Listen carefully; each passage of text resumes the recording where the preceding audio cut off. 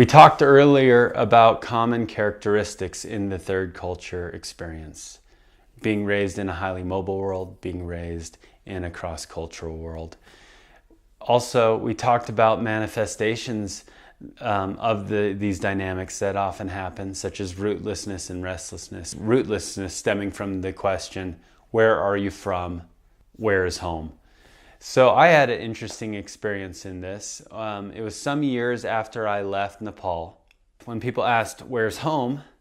I felt too new in this current location.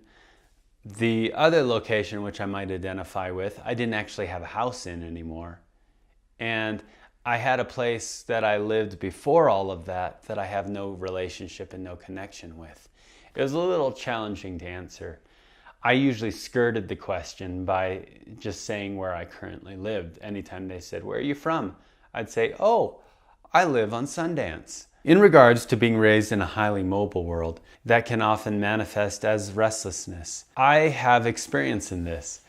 It was some years after returning back to America, and I had a job. We actually had bought a house, and it was right after winter.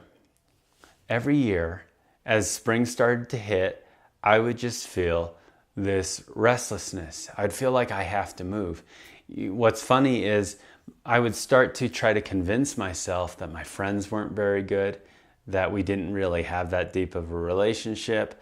I would try to convince myself that I didn't really, maybe I didn't like my job. And I would just start to look for any reason why it's time to go.